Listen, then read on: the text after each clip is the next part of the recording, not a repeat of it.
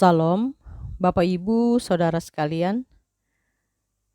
Nas GKI hari ini sesuai dengan Almanak Nas dari Wahyu pasal 11 ayat 15 sampai 19 di bawah judul Sangkakala yang ketujuh, nyanyian puji-pujian para tua-tua.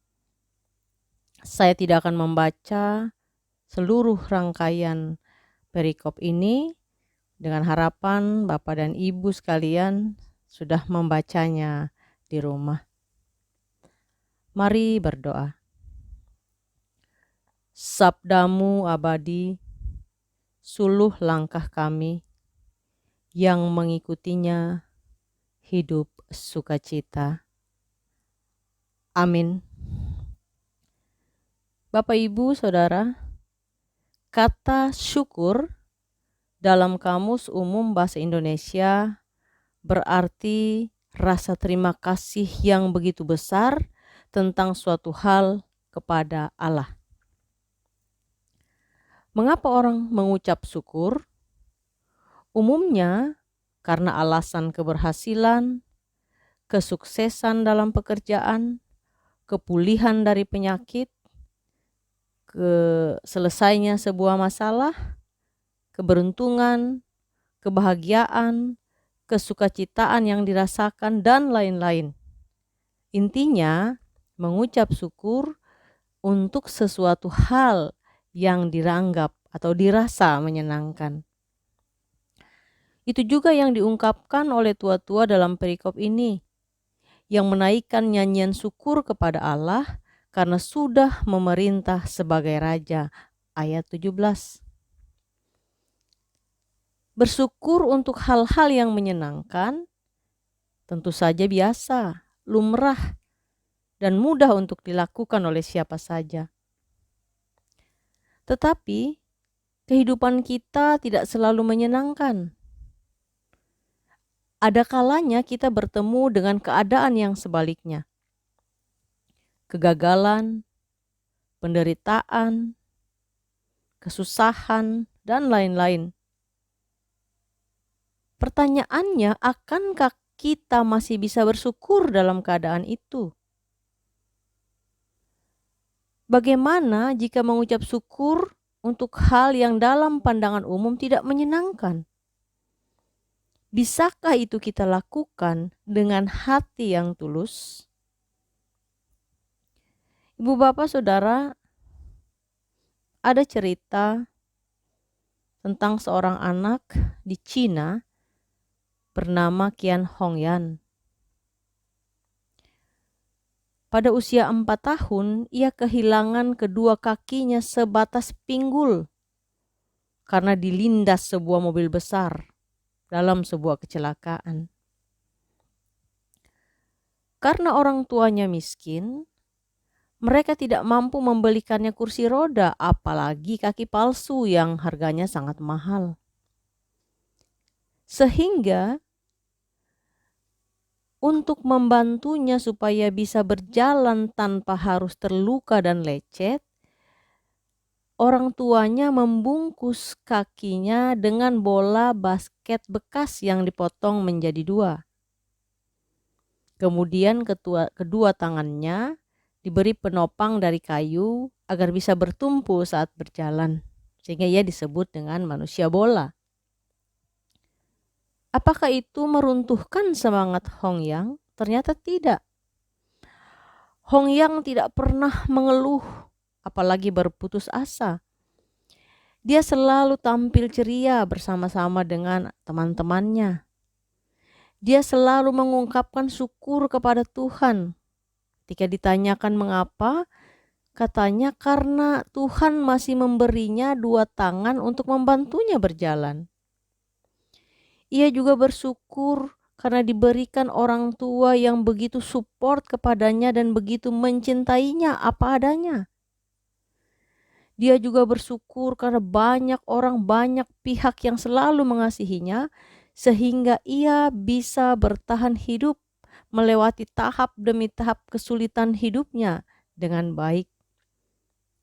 Dia bersyukur bahwa dia diberi kesempatan untuk melatih diri dalam sebuah cabang olahraga, yaitu berenang. Sehingga akhirnya dalam beberapa kesempatan ia bisa meraih beberapa medali untuk lomba renang pada Olimpiade Paralimpik, Olimpiade untuk orang-orang disabilitas. Bagi dia itu sebuah anugerah yang luar biasa yang harus disyukurinya. Dia tidak bertumpu pada persoalannya, tapi bertumpu pada keberhasilannya. Tidak punya kaki, hidup dalam kekurangan materi, tidak menghalangi diri Hong Yang untuk melihat hidup lebih positif, untuk memaknai kasih anugerah Tuhan, dan untuk mensyukurinya. Ibu, bapak, saudara, berdasarkan ilustrasi ini, pertanyaannya, sudahkah kita bersyukur? Bersyukur bisa diungkapkan dalam beberapa cara. Pertama, secara verbal, melalui kata-kata, melalui syair, melalui nyanyian pujian. Kedua, dalam bentuk tindakan ritual keagamaan, beribadah, memberi persembahan syukur. Yang ketiga, melalui kesadaran iman bahwa segala sesuatu yang dialami, baik saat suka maupun duka, sebenarnya adalah bagian dari kemurahan, dari rencana, dari anugerah Tuhan dalam kehidupan kita, sehingga apapun itu yang kita lakukan dalam rangka merespons kebaikan Tuhan itu, itulah bagian dari ungkapan syukur kita. Bersyukur juga bisa membuat kita memahami bahwa kebaikan dan kesetiaan Allah kepada kita itu tidak bisa hanya dimengerti menurut ukuran atau selera apa yang kita butuhkan. Misalnya saja, bagi kita Allah itu baik ketika Ia menganugerahkan segala kesuksesan dan kesukacitaan, kesembuhan dari penyakit. Bersyukur melengkapi dan memenuhi ketika Allah melengkapi dan memenuhi apa saja yang kita perlukan. Barulah kita mau bersyukur. Sebaliknya ketika kita berjumpa dengan berbagai macam persoalan, berbagai macam pergumulan, berbagai macam kesusahan hidup, kita lalu mengatakan, Allah meninggalkan kita, Allah tidak peduli dengan kita, sehingga kita merasa tidak perlu bersyukur. Ibu, bapak, saudara, di sinilah letak tantangan beriman kita dalam memaknai arti bersyukur kepada Tuhan. Bersyukur berarti juga sebuah pengakuan bahwa usaha dan kemampuan kita sendiri ternyata tidak akan pernah mendatangkan keberhasilan, sukacita, bila Allah tidak diundang untuk campur tangan dan memberkati segala pekerjaan dan karya kita. Bersyukur juga berarti sebuah kesadaran iman bahwa dalam pergumulan seberat apapun juga, kasih karunia Tuhan tetap berlaku. Bersyukur berarti ungkapan kerendahan diri di hadapan Allah dan sekaligus pengakuan iman bahwa Allah adalah Tuhan atas segala sesuatu yang berkuasa, bahwa Allah adalah Raja yang menentukan dan memutuskan segala sesuatu, bahwa Allah memiliki rencana indah di setiap keputusannya, baik itu melalui sukacita maupun pergumulan hidup. Karena bersyukur adalah bukti iman kita kepada Tuhan.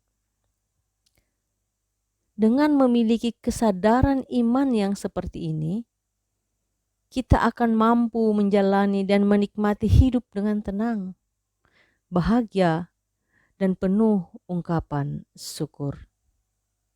Karena itu, dalam pengakuan kita bahwa Allah adalah Raja, di balik itu maka marilah bersyukur bahwa Allah menentukan kehidupan kita dan kita menerima itu dengan iman sebagai segala sesuatu yang harus kita syukuri. Selamat bersyukur, Tuhan menolong. Kita berdoa. Tolong agar kami rajin mendalami lalu melakukan sabda-Mu, ya Tuhan. Amin.